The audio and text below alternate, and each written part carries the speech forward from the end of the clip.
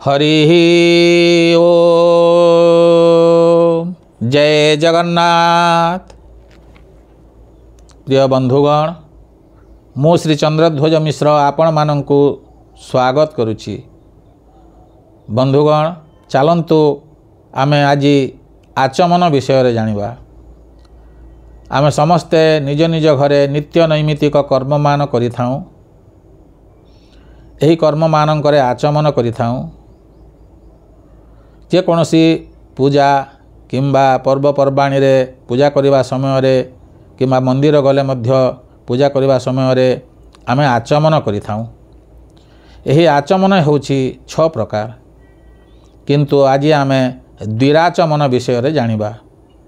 द्विराचमन कहिले समस्ते प्राय अधिकांश बंधु माने 2 थर आचमन को बुझंती, किंतु द्विराचमन कहिले यह 6 थर आचमन करा जाए।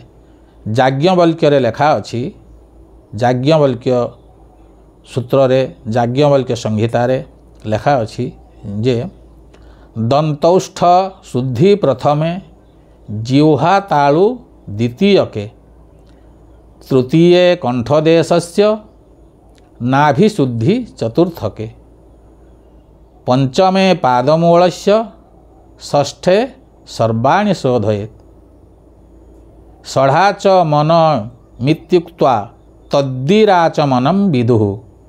एही 6 प्रकार आचमन को पंडित माने द्विराचमन बोली कहंती। प्रथम आचमन रे दांत एवं ओष्ठ शुद्धि हुए। द्वितीय आचमन रे जिह्वा एवं तालु शुद्ध हुए। तृतीय आचमन रे कंठदेश शुद्ध हुए। चतुर्थ आचमन रे नाभि शुद्धि हुए।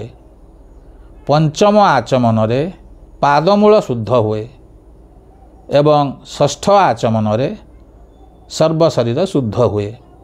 एणु एही 6 थर आचमन को मुनि ऋषि माने, पंडित माने, ज्ञानी लोक माने द्विराचमन बोली कहंती। जय जगन्नाथ। जय जय जगन्नाथ।